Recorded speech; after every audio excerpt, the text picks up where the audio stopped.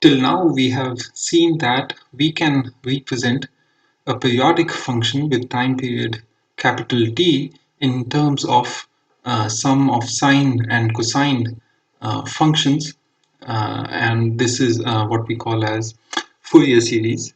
And we still haven't addressed that why can we write this function in terms of the Fourier series, and what kind of functions can we represent using Fourier series. So the question is, when can we use Fourier series to represent functions in terms of sines and cosines. In this lecture, we are not going into detailed mathematics and concepts like vector spaces and Hilbert spaces. So the idea is to show you that representation of function in terms of Fourier series is analogous with the way we represent a vector in a three-dimensional Euclidean space. So Fourier series representation of a function is analogous to representation of a vector in three-dimensional Euclidean space in terms of orthonormal unit vectors. So let's see how we can represent a function in three-dimensional Euclidean space. So consider this 3D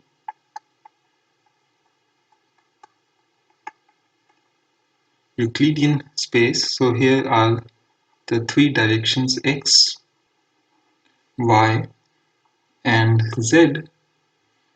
Let's say that we have a vector f in this three-dimensional space.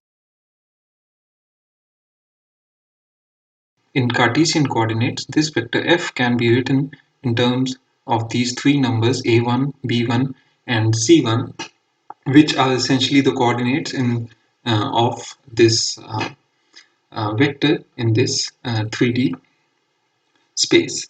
Similarly, I can write another vector, let's say G,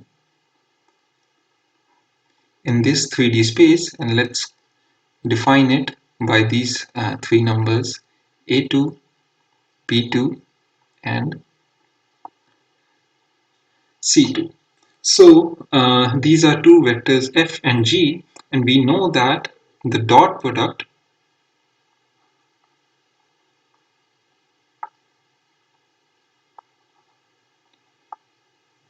between these two vectors is given by A1, A2 plus B1, B2 plus C1, C2. So essentially multiplying the first terms in these two vectors and then the second term and the third term and adding that up. So this is called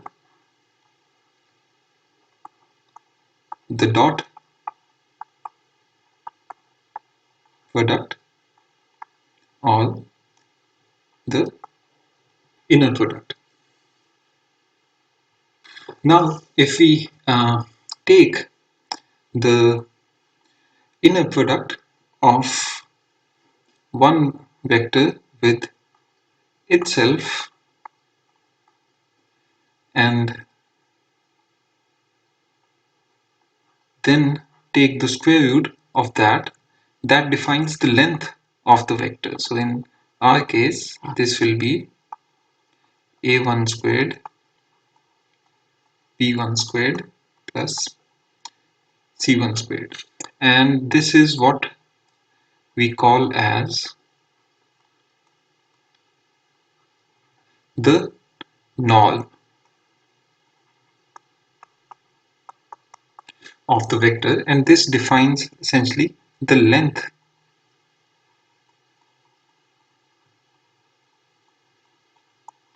of the vector in this three-dimensional space.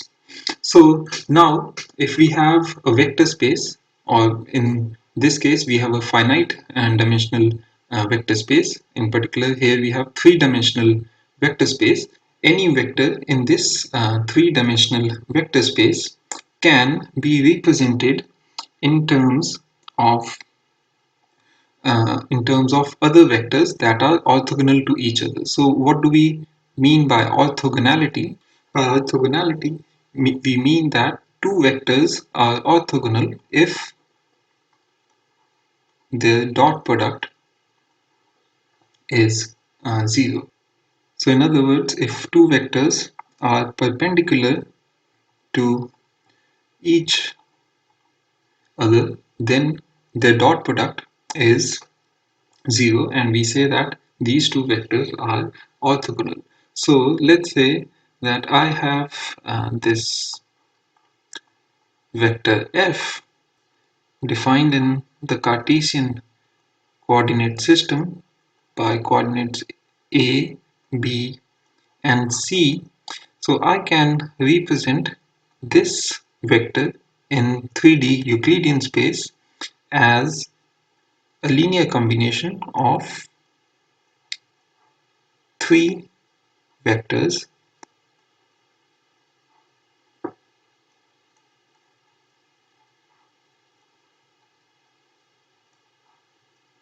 like this.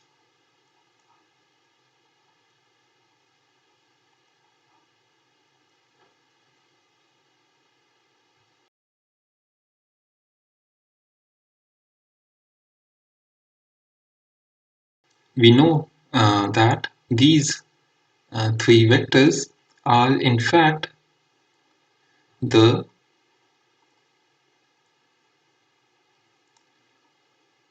unit vectors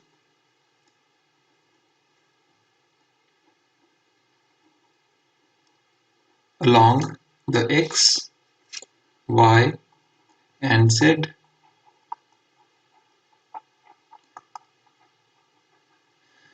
directions.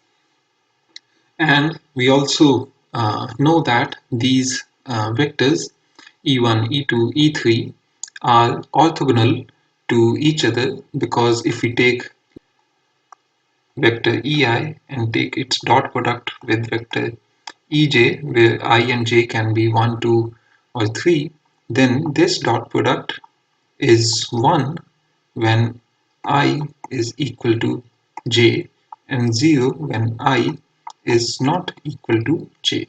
That means if you take dot product of one vector ei with another vector which is not same as that same vector, then you get 0, a dot product 0. That means these two vectors are orthogonal to each other. And also, when we take dot product of this vector with itself, we see that the norm of the vector is equal to 1. That means the length of the vector is 1. So we say that this E1, E2, E3 are orthonormal vectors. So they are orthogonal vectors but with unit length. So we'll say that these are orthonormal vectors.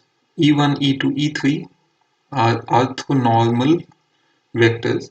And in fact, any vector in this three-dimensional space, Euclidean space, can be represented as a linear combination of these three vectors, and that's why these are called as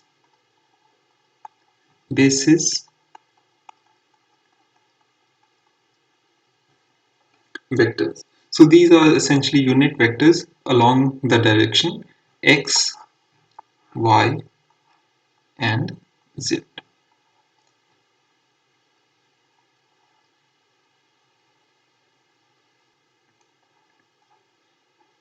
Any vector in this three-dimensional space can be written as a linear combination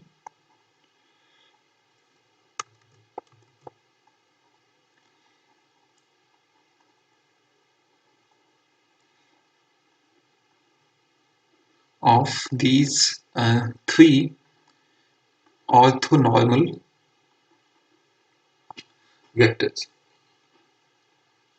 Okay, so essentially we have this E1 is a vector in this direction, E2 is along the y direction, E3 is along the z direction. So if I have any vector, let's say f, so I can scale this E1 with a factor of a and add it to another vector which is scaled by which is E2 scaled by a factor of b, and then add it to another vector which is E3 scaled by a vector of c, and what I'll get is this vector f.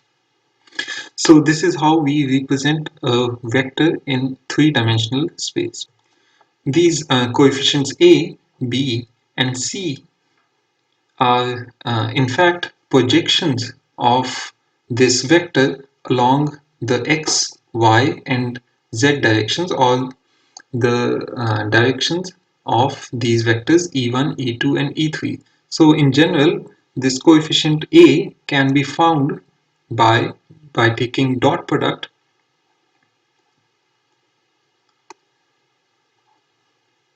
on both sides with the unit uh, normal vector or the orthonormal vector along the x direction. So in that case, on the left hand side we get e1 dot product with f, and on the right hand side we get e1 and dot product with itself, and all other dot products are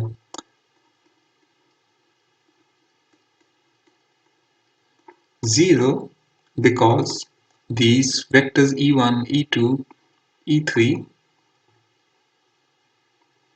are orthogonal to each other. So this coefficient a is given by, and noting that this vector has a length of 1, so this dot product is 1. So a is actually the projection of this vector f along the direction of this vector e1.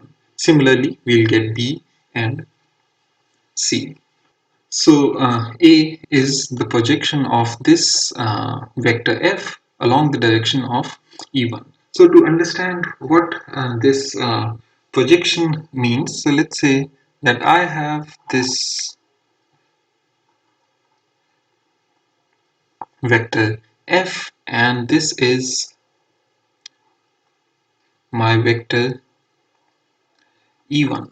So by projection, we mean that by what factor should I scale this unit normal vector in unit normal vector so that the resulting vector, so in this case, a times E1 is my resulting vector in the direction of E1, is the best representation of this vector f. So that means the difference between f and a times e1 is the smallest. The norm of the difference signifies how different is this vector f from this vector. So we know that this difference f minus a times e1 is this vector, and this vector has the smallest length only when this vector in white color is perpendicular to this vector a times e1. So we say that a is the projection of this vector f along the direction e1 so that the resulting vector is of the smallest length. So that is the best representation of this vector f along the direction of e1. That is the geometrical interpretation of this projection of f on this basis vector e1. Similarly, you can have projection of this vector f along other directions. So to be able to write any vector in three-dimensional Euclidean space as a linear combination of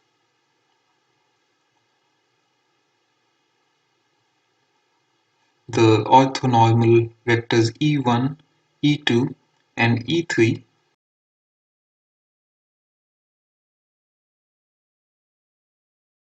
So we have used the fact that we have defined dot product between two vectors based on which we can say whether these two vectors are orthogonal to each other, and from this dot product we can define the length of the vector, because dot product of a vector with itself gives is related to the length of the vector, and the square root of the dot product of a vector with itself we have called the length or the norm of the vector. So based on these concepts of dot product and the length or the norm of the vector, we can write this uh, vector in this three-dimensional vector space in terms of these uh, three orthonormal vectors. So in this case, we had a finite dimensional vector space. Now, if we want to use a similar approach to define a function,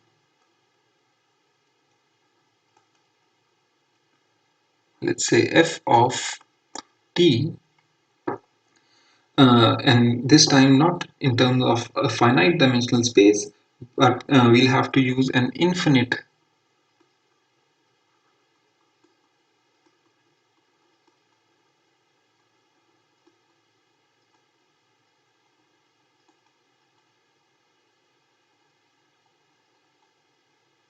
space, because this function f of t, which we'll consider, is defined on time interval minus t by 2 to t by 2.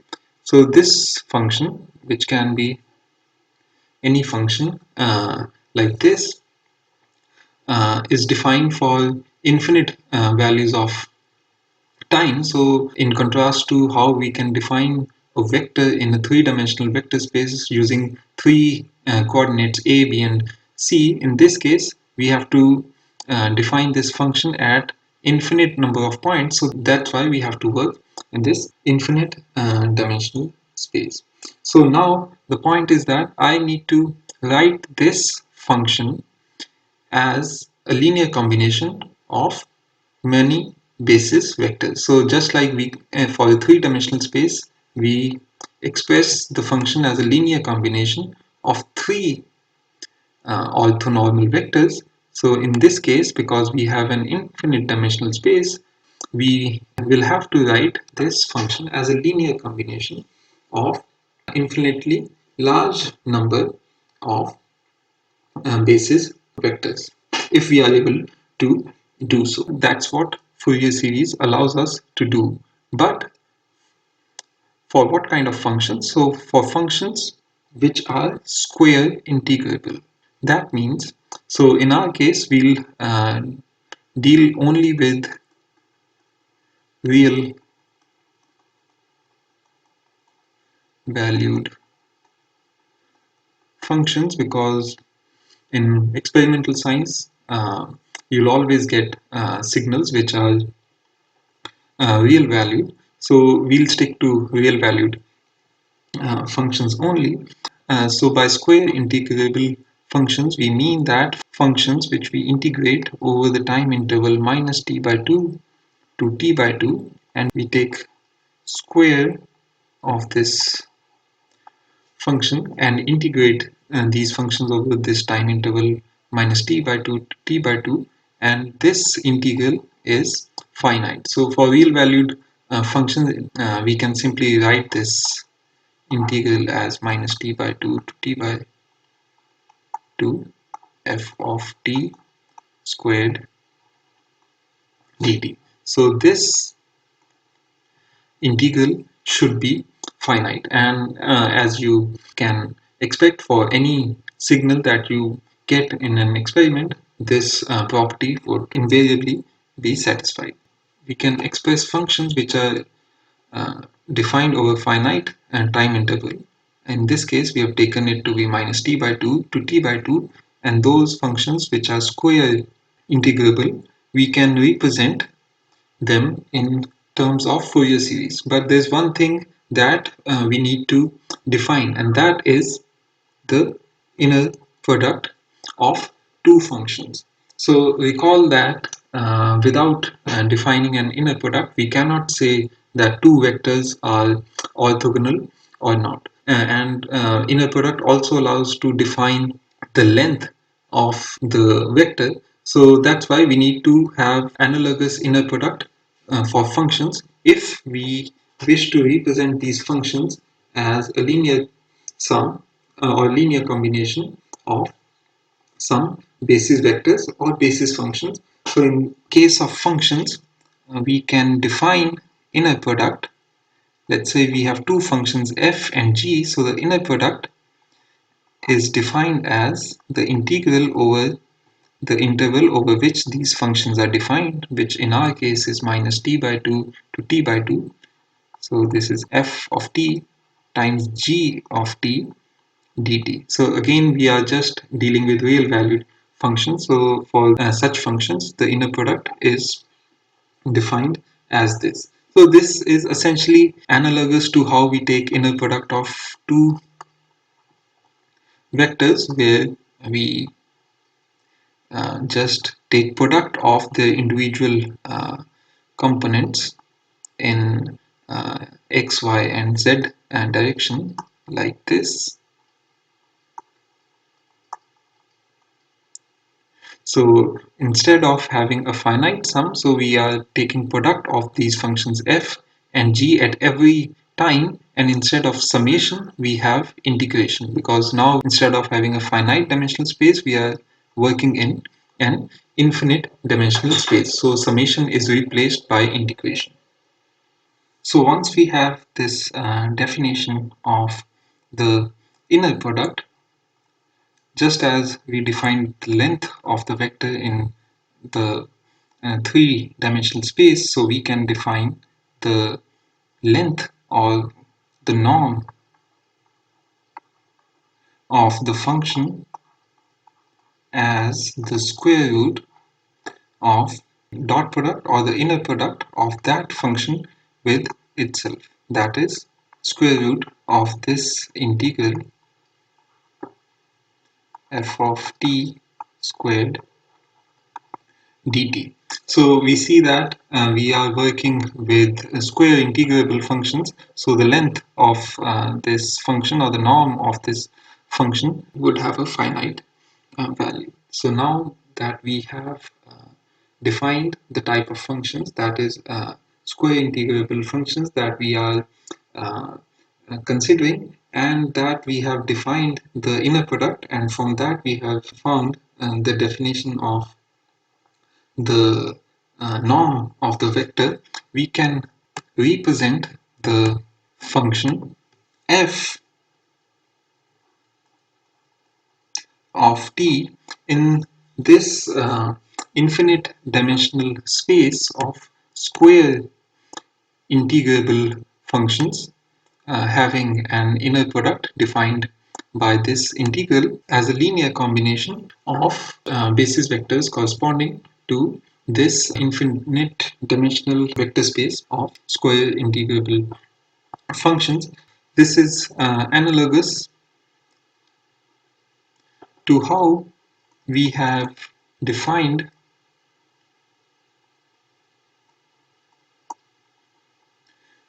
a vector in three-dimensional Euclidean space in terms of the linear combination of the three basis vectors. So now that we are working in an infinite dimensional space, so instead of having a finite number of basis vectors, we'll have infinite number of basis vectors or basis functions. And we've already seen in previous lecture that if we choose functions such as 1,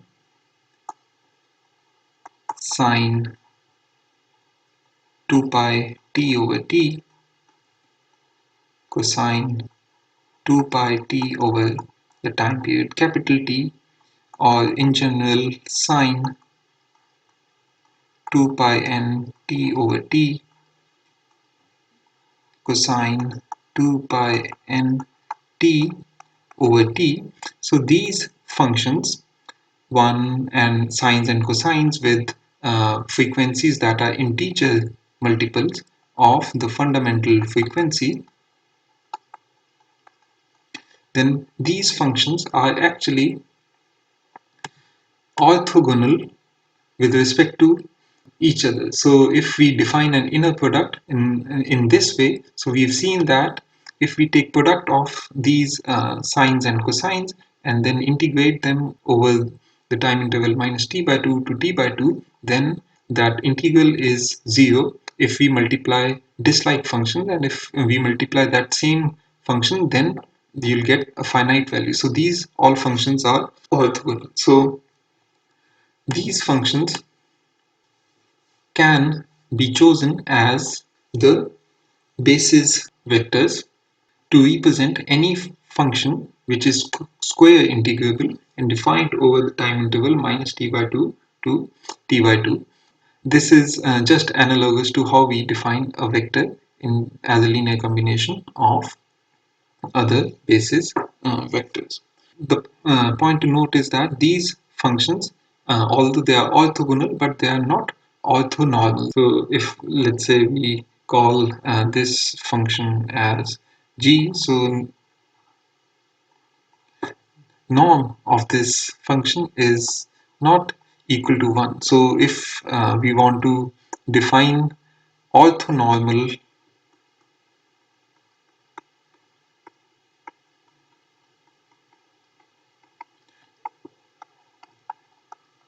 basis vectors, we need to normalize them with their norm, or what we can think of as length of that function. So if we define functions such as, so let's start with index 0 to take care of this time invariant term. So if we define functions like this, u naught is this constant over square root of time, and these are again sines and cosines, but with factors which ensure that the norm is 1, so that we can take these as orthonormal basis vectors, not orthogonal, but orthogonal with a unit norm. So we'll have orthonormal, so we can say u1 is sine of 2 pi t over t, u2 is under 2 over t times cosine 2 pi t over t. So similarly, we can define vectors, let's say u of 2m minus 1, m is the index 1, 2, 3, so on and so forth.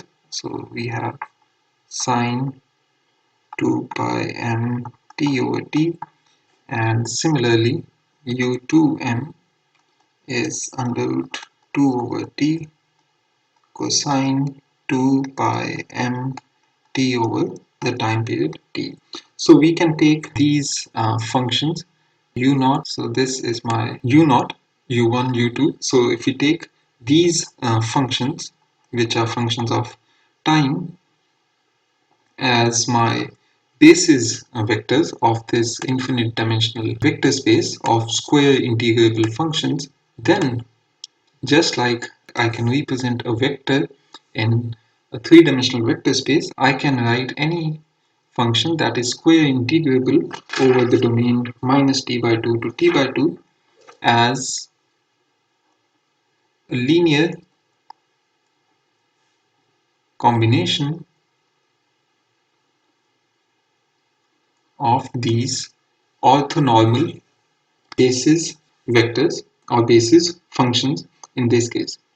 And we already know that these functions ui, and let's say we take two functions ui uj and take the inner product, which is defined as, then this inner product is 1 or 0, and this is 1 only if I is equal to j, and this is 0 when I is not equal to j. And we know that sines and cosines with frequencies that are integer multiples of the fundamental frequency satisfy these properties. So that is the reason why we can express any function as a linear combination of sines and cosines. If we are just satisfied by representing this function f of t not in terms of orthonormal functions but just orthogonal functions, that means functions which do not have unit norm, then we can express these as sum of sines and cosines.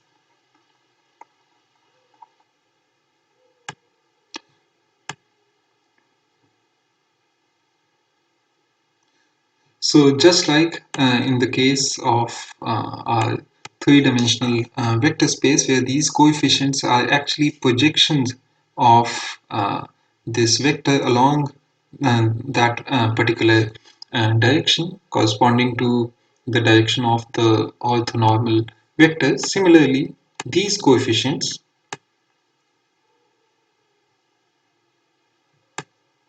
Cn or A0, An and Bn are actually projections of this function along the direction defined by these basis vectors in this infinite dimensional space.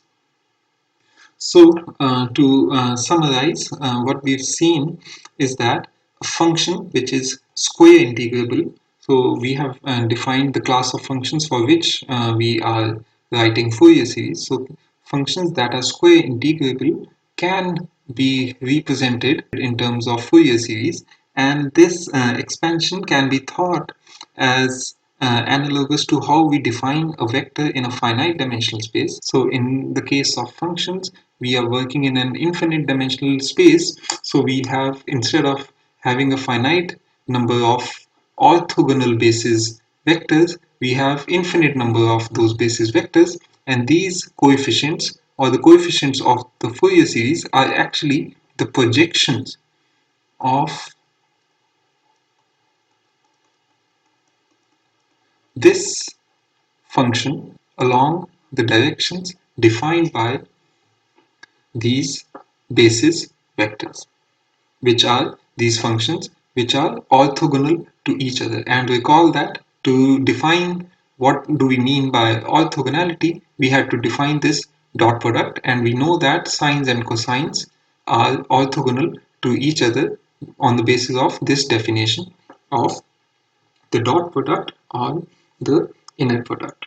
So now we can also ask ourselves that if, let's say, we truncate, let's say, this series and define a function f of n of t, so that we truncate this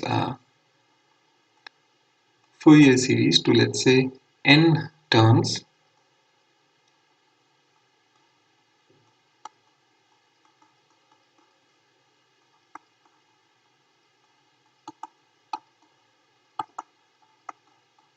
So now we want to ask that as I increase the value of n, how does f of n converge to this function f of t? So in the previous lecture we have seen that if we include more number of terms in my Fourier series, then my Fourier series gets closer and closer to the actual function, except at the points where we have discontinuities. So now that we have defined the norm, we can also define how close these two functions are. That is just like if I have two vectors, let's say f and g, then I can tell how close these vectors are by taking the difference of these vectors and taking the norm of this. So that corresponds to the length of this particular vector. So similarly, I want to ask the question that how close this approximation fn of t is to the actual function f of t, and how does this approximation converge to the actual function as I increase the value of n. So we'll not go into the exact details, but the idea is that if I increase the value of n, then the norm or the difference between this function f of t and fn of t, that is the truncated Fourier series, it tends to 0 as n tends to infinity. So we can say that this convergence is in the mean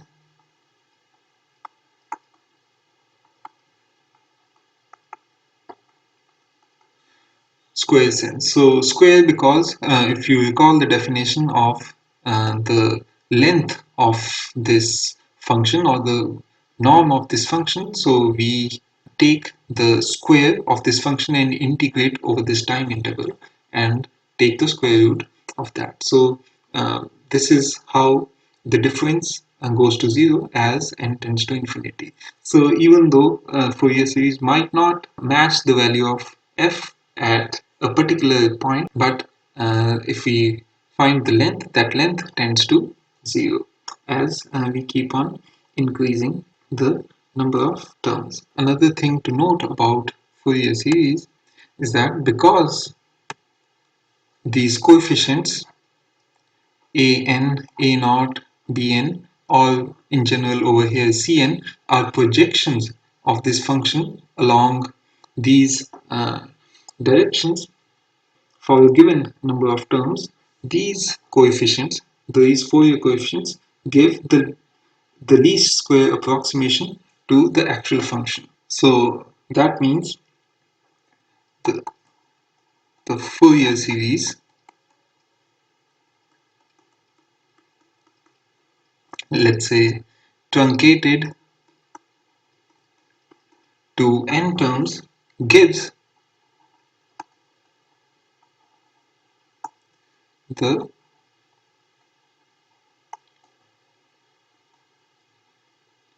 least squares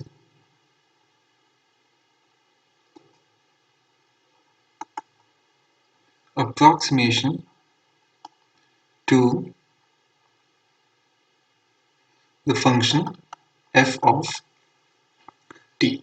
So just like we had found the coefficients for vector in three-dimensional space, these coefficients, recall, can be found by taking the inner product with a particular basis function on both sides. So for example, if we take inner product of this with, let's say, a function um of t, or the vector of t on both sides, then we get this coefficient Cm, which is simply the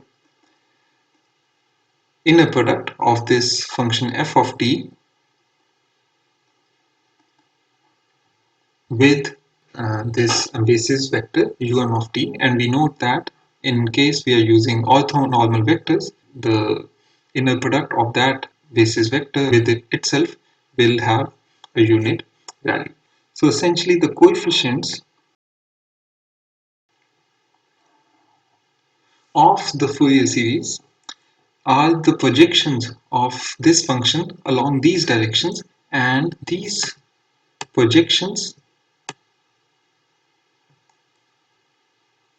are such that we get the least squares approximation to f of t. So this is just analogous to if we consider, let's say, as we had seen earlier, that if this is a vector in a three-dimensional space and I'm trying to represent this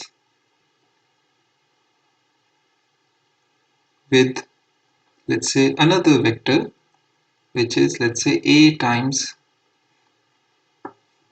e, then what is the best approximation of this vector f along this particular direction. So if I want to express this vector f in terms of this vector e, so the best approximation would be in the case where the difference of these two vectors f minus a times e has the smallest length, and that will happen if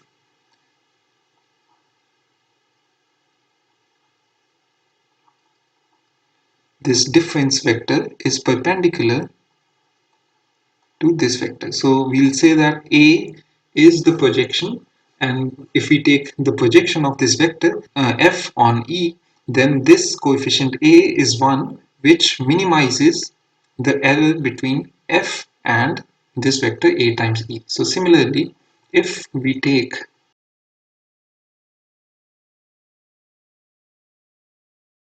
the coefficients of the Fourier series, we see that these are projections along these directions defined by these basis vectors, and these coefficients are those coefficients such that the difference between the actual function and the approximation is the smallest, and that difference is quantified in terms of the norm of the difference of these functions. That means if I don't choose these coefficients defined by this formula or defined by the integrals that we have discussed in the previous lectures, or I choose some any other coefficient, then this difference would not be the smallest. The best approximation of this function will be only if I choose these coefficients, which are the coefficients of the Fourier series.